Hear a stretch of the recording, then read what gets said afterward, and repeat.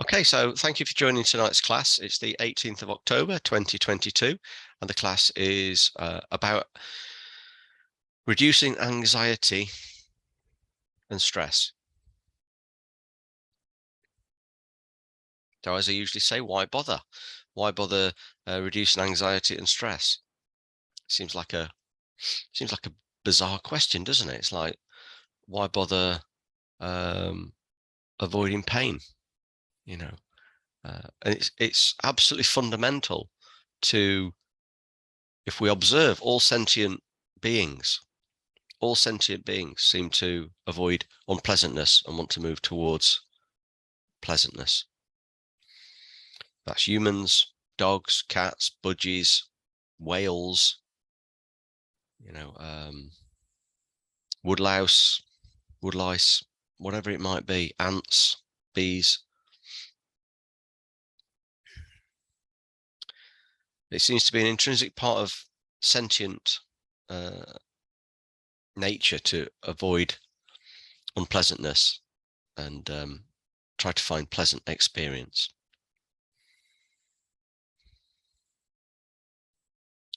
And it preoccupies us. It preoccupies us morning, noon, and night in all of our actions, including when we sleep. If we can remember our dreams have always got in them attempts to reduce unpleasantness and increase pleasantness. So we don't even get respite from it in our sleep. We may do in deep sleep, because I don't think as far as I've been told, we don't dream in our deep sleep, but I don't retain mindfulness through that.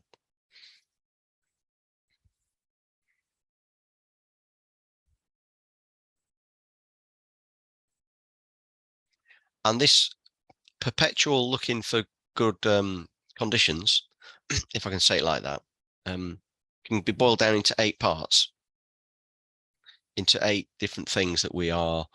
We usually, one of those 8 things is what's going through our mind in terms of trying to look for better conditions and remove worse ones. And we've got, they're in pairs. So pleasure.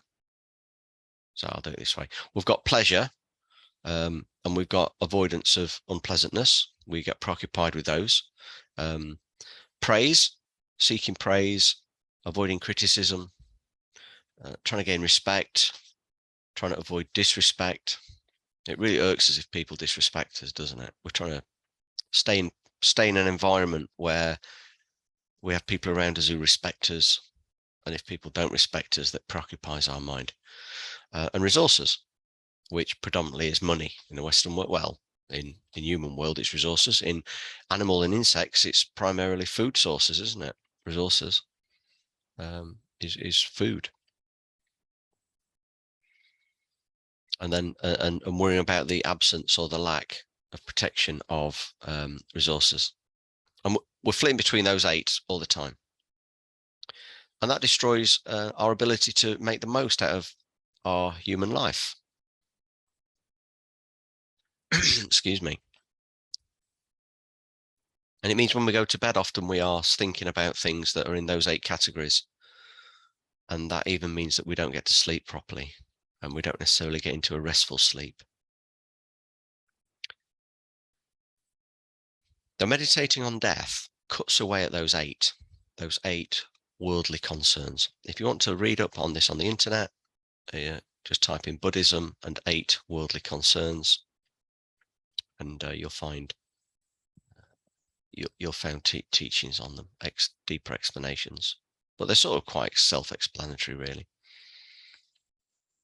And we can check actually through the day. Am I preoccupied with one of these concerns, one of these 8 worldly concerns? Is it why my mind is not still? If we don't have those 8 worldly concerns in our mind tends to be still.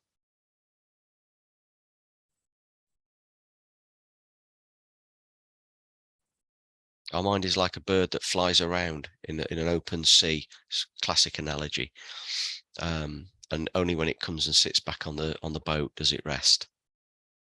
And it's like the wind is blowing these the bird of our mind around, and it's never resting. The meditation on death just settles us down. It strips out these 8 things.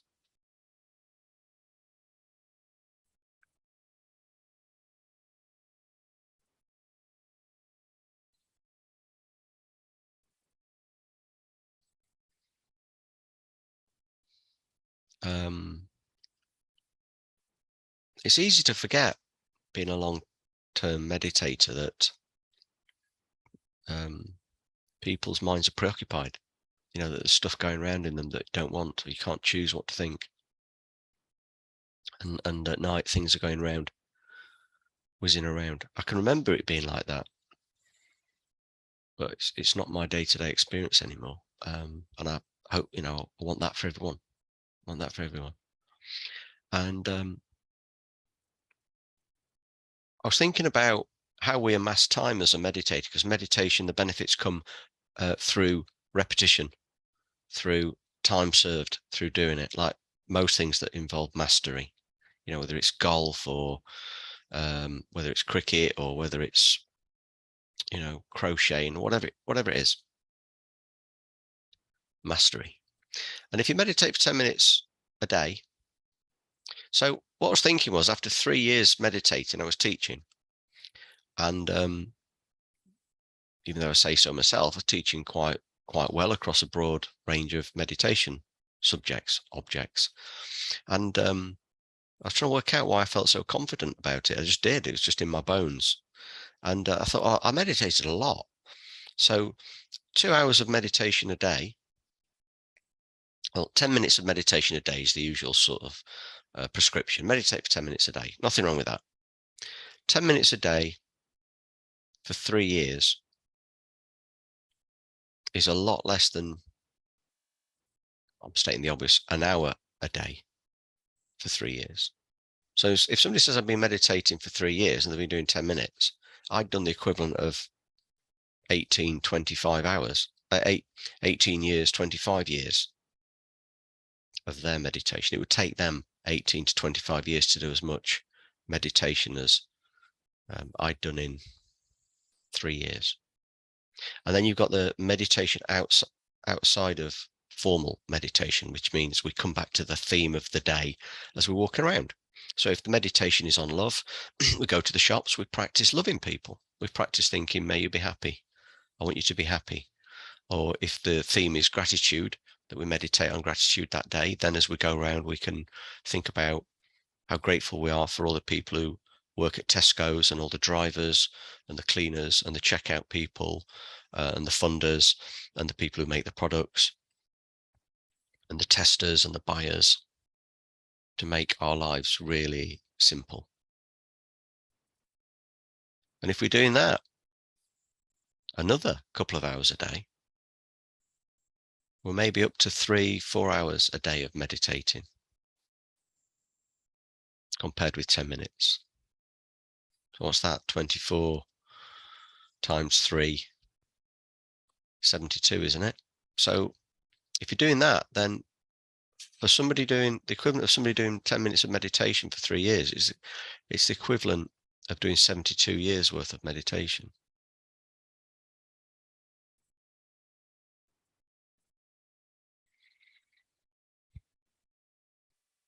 And I think that's why after 3 years, I could teach meditation, really. I hadn't been doing 10 minutes. I'd been doing a lot more than that. And it's cumulative. Definitely is like that. Now, I'm not suggesting we all go and sit for an hour meditating. Can if you like. But there's a lot to be said for meditating off the cushion, as it were, the phrase. Just coming back to maintaining a certain view, a certain perspective. So I may die today. I will definitely die. I don't know when it will be. They're the 3 thoughts with death meditation. It cuts through those 8 worldly concerns. And if we're doing it during the day, if we're practicing this, and it's just a tool, so if it depresses you or frustrates you, then leave it. But if we are doing it, excuse me, and wake up in the morning and think, made it, I'm here again. And we go to bed and think, been alive all day. And we think, you know, this is a precious life. I'm eroding these 8 worldly concerns. I'm feeling more peaceful. Then we're putting the work in and we'll get the benefit out. And it will just naturally change how we relate to other people. We'll start to become, and it can be done with other meditations on love and compassion and wisdom and all sorts of things. We start to become a source of peace for other people. not in some haughty kind of way, but just because our presence is less fractious. I heard somebody say years ago that the kind of person they would want in a crisis would be a Buddhist. You know, it's sort of, I know what they were getting at. I'm not sure it's necessarily true. Depends what it would be, but I know what they were saying, that there is that sort of bit of a separation from a situation. And by goodness, meditating on death does that. So many things are really quite trivial, you know. My life is totally trivial. There's 8 billion of us now. I've just read there's 8 billion of us. So in numerical terms, my life is totally trivial. This life doesn't have to be important. It doesn't have to be, I don't have to excel at anything. There's 8 billion people. I'm not going to be very good at most things. It doesn't matter. It doesn't matter in the slightest. I'll be gone. No one will remember me in a few generations. That'll be it, gone. And that's true. That's true. What is important is finding peace, because our mind is constantly looking for peace. All of our actions are looking for pleasant conditions and to get away from unpleasant conditions. That's a mind that's desperate for some peace.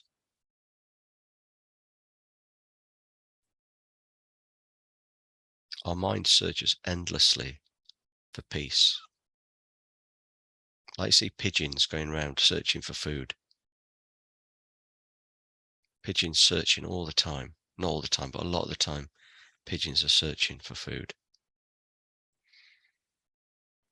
Especially the ones that I've seen in Nottingham Square, Nottingham City Square and Trafalgar Square.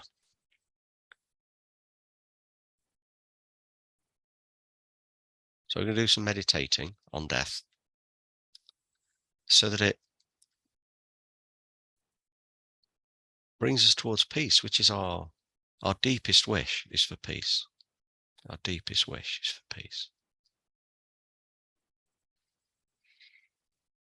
The things we buy, they're not going to bring peace. The jobs we do, they're not going to bring peace. The relationships we forge are not going to bring peace.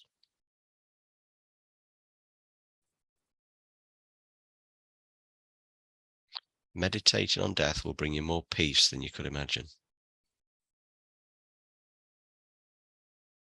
Totally counterintuitive. Okay, so we're going to do it.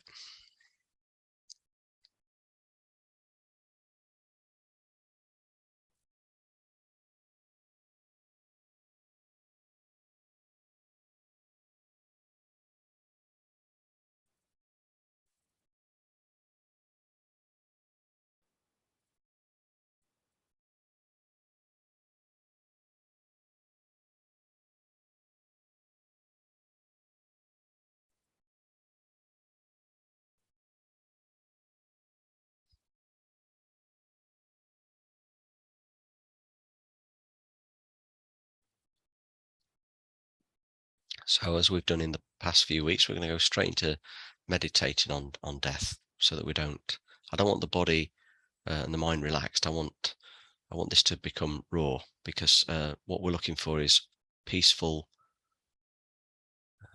agitation, a bit of disconcertedness, because then it's meeting us in our heart and it's changing and cutting away these 8 worldly concerns. So we're not going to do the body relaxation and the breathing meditation. We're going to go straight into it. So straight away we think, in meditation, sitting comfortably, back comfortably straight.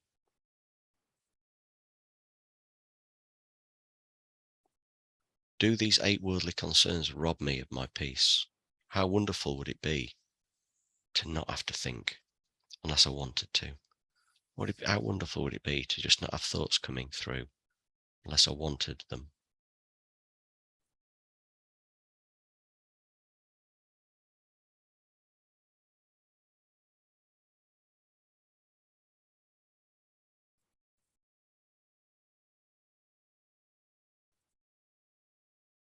How wonderful would it be to lay and wait to fall asleep with no thoughts, unless we wanted some.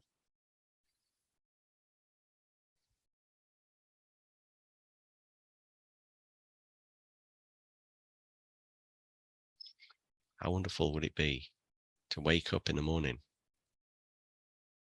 and only start thinking when you want to be able to rest in bed, no thoughts.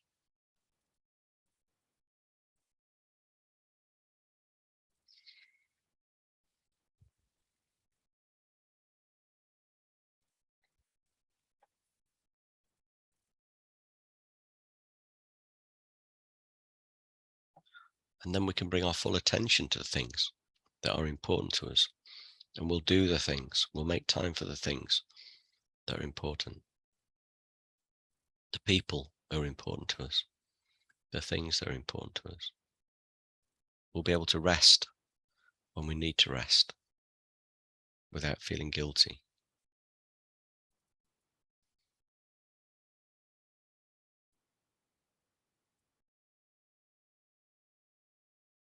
It's incredibly rare to find someone who can actually rest mentally and physically.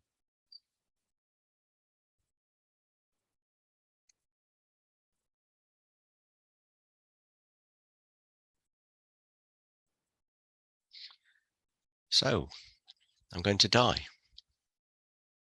I'm going to die. I'm definitely going to die. No one has lived beyond 150 that we can find.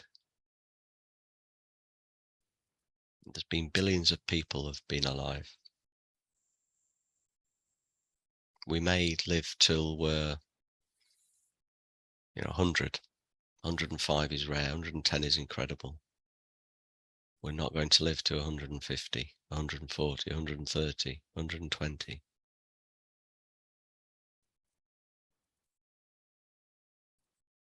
We're going to repeat to ourselves, I'm definitely going to die. I will die. I am dying. Actually, we're dying now. I am dying. I will definitely die. Be brave. Be prepared to go here and do this. It brings peace.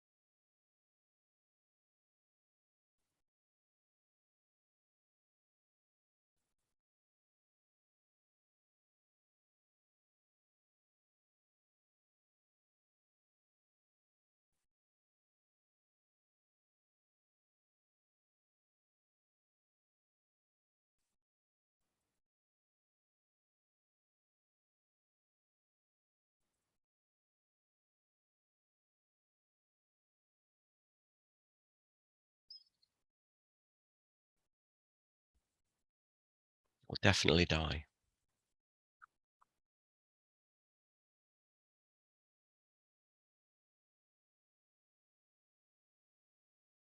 Okay, now we can think the time of my death is uncertain.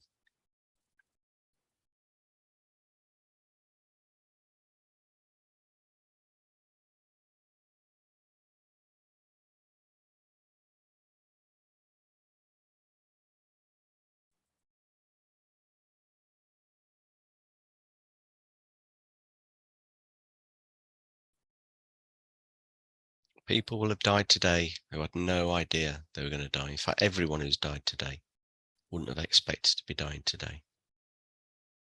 Maybe one or two have committed suicide.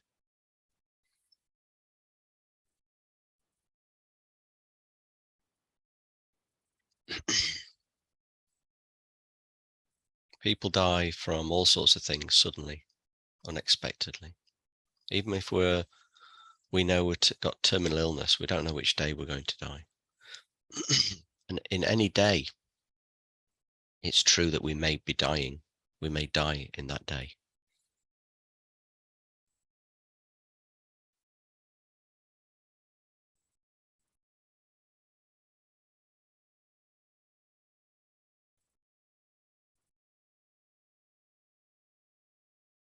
I may die today.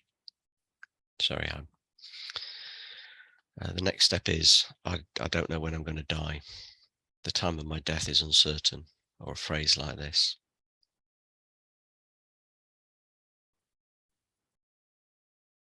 I don't know which day I'm going to die. The time of my death is uncertain. And we repeat this as a mantra because we know it intellectually, but we don't act like it. These 8 worldly concerns show that we don't act like it. Repeat it until it starts to touch your heart.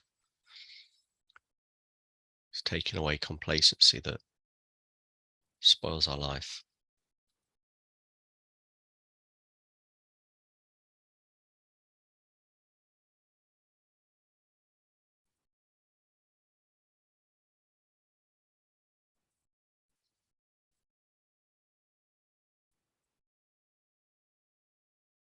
The time of my death is uncertain.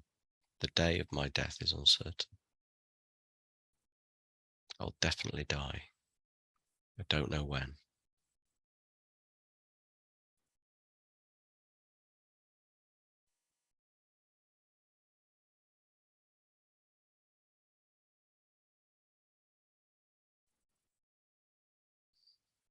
So imagine that you had a countdown on a death watch that told you which day you were going to die, and then you saw the minutes and the hours ticking down.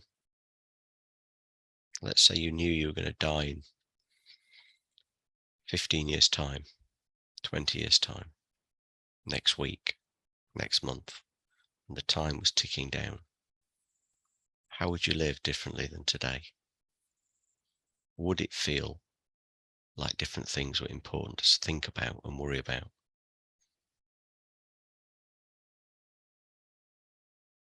Tidying the garden, fixing that tile on the roof, which clothes to wear.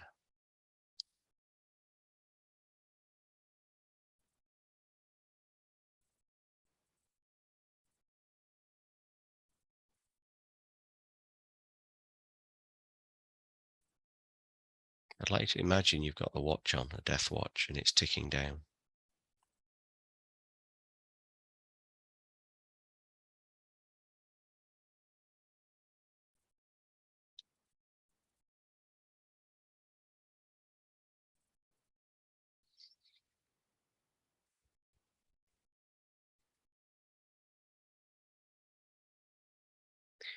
Brings what's important really into focus, doesn't it? It means that our life becomes richer, simpler, so much more simple.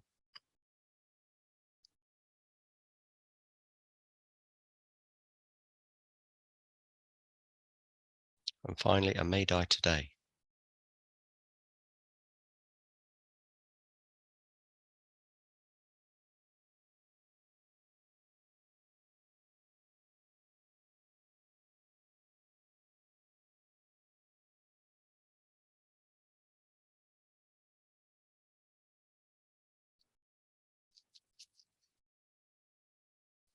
Now, we don't know when we're going to die, but I may die today really enriches our life. This mantra, this truth, really starts to cut away these 8 worldly concerns that destroy our peace even in our sleep. Starts to make our life really meaningful, purposeful, and simple. I may die today. I may die today. I may die today.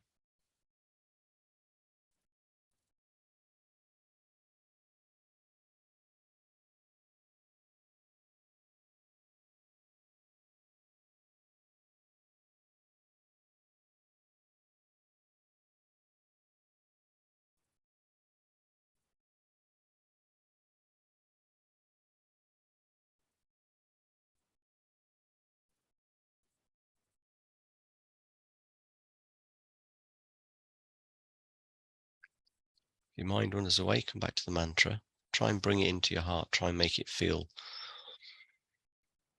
real. I may die today.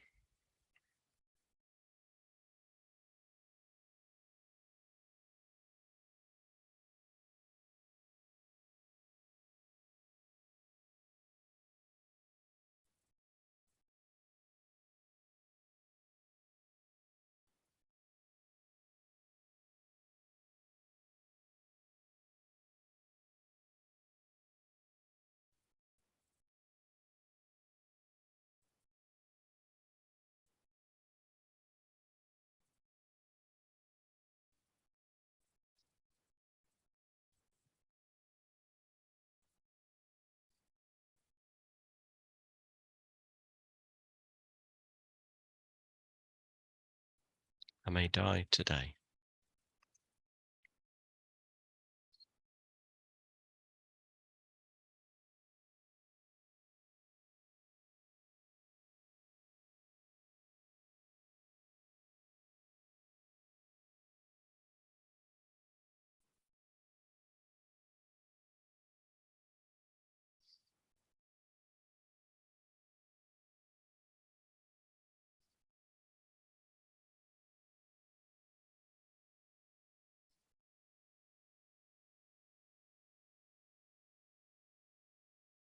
If we knew we were going to die today, we really wouldn't be bothered about trivial things.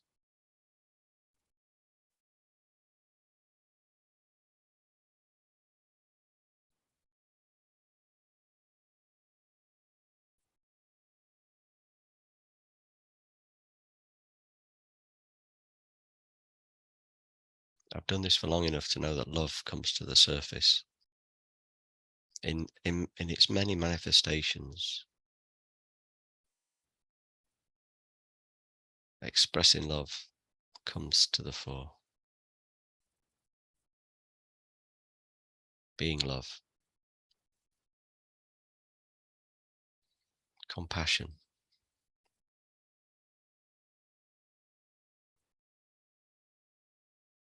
tenderness.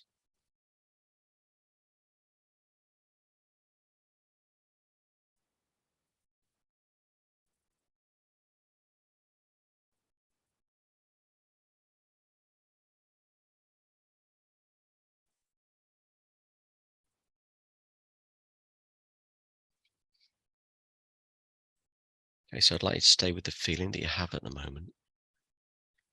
If you haven't got a feeling going on, then we can fake it to make it in meditation. Just imagine you've got a feeling, disconcerted feeling that you know you're going to die. It might be today. We don't know when. We'll definitely die.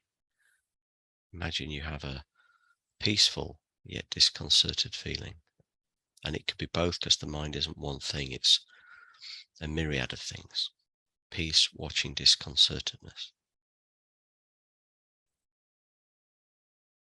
Fear.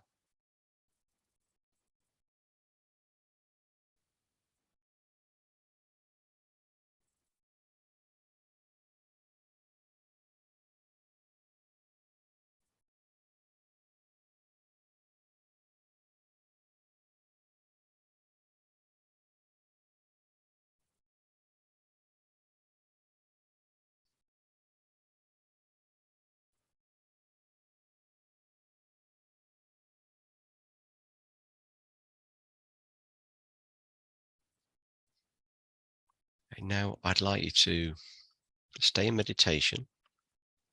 I'd like you to imagine that you're now dead and the people are stood around your grave.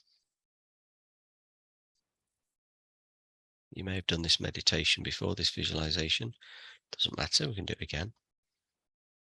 Keep it fresh. People are stood around your grave. What would you want them to be saying about you, about your life, about you?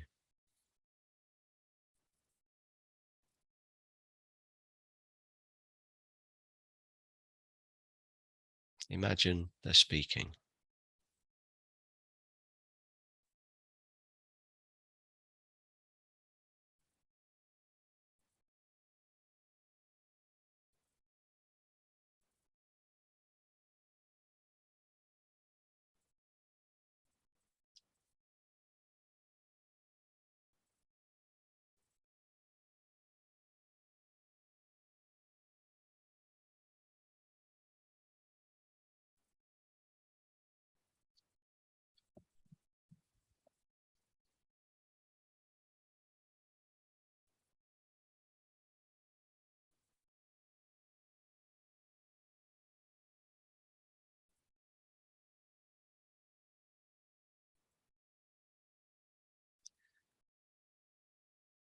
So this gives us an insight into our meaning and our purpose in life.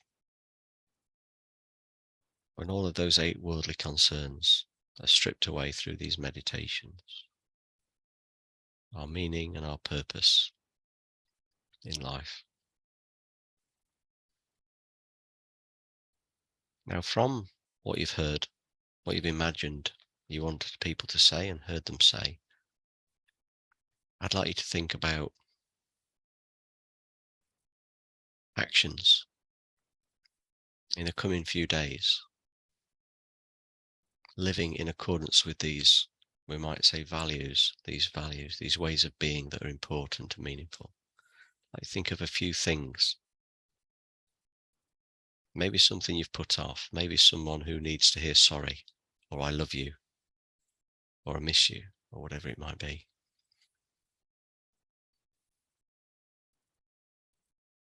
And other things. So I'll leave you for a couple of minutes to contemplate this.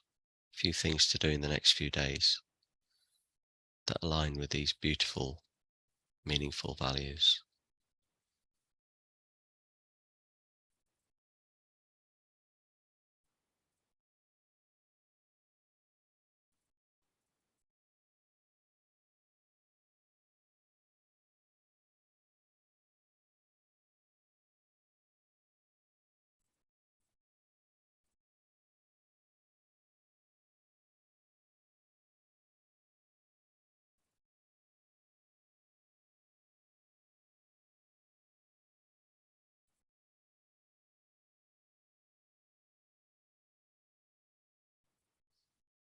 How will this affect your work?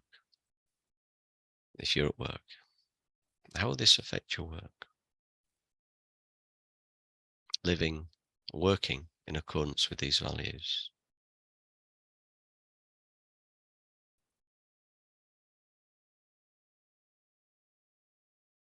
How will it affect your day-to-day life?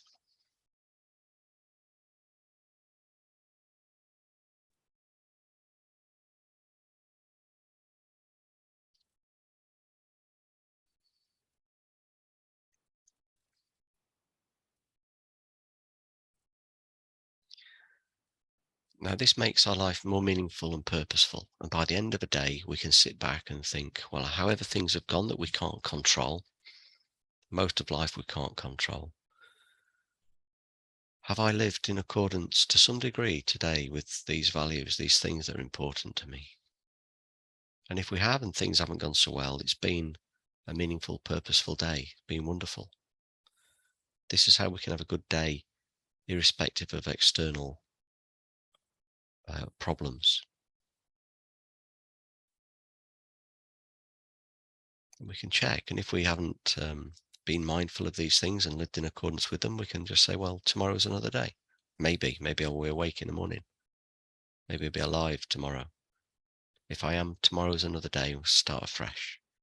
No basis for beating ourselves up.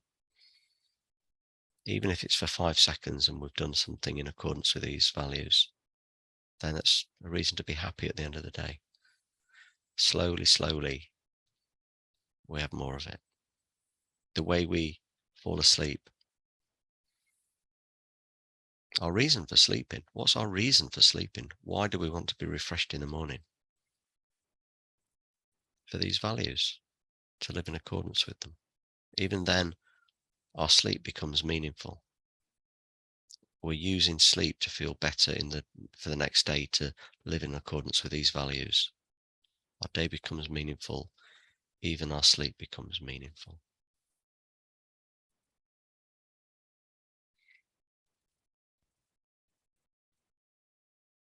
We can say to ourselves at night, I'm going to sleep so that I can ... tomorrow. I can live a loving life. I can live a caring life. I can, be in service to others, do the things that need doing, whatever it might be.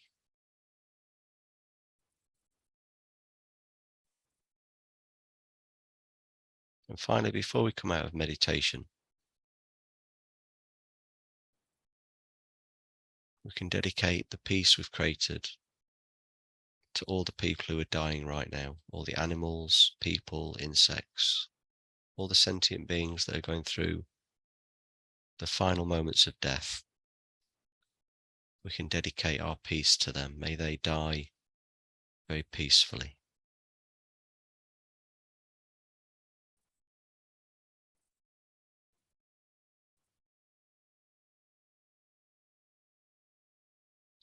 Then, when it feels comfortable, just gently allow your eyes to open, remembering what it is that you really value and is important to you.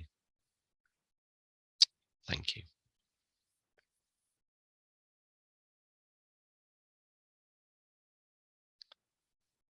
So I do these every week on a Tuesday evening at 9 p.m. UK time. If you want to get reminders, you can sign up on the front page of my website, paulfollows.com. I record some of these, and I've got them on the YouTube channel, Paul Follows Meditations.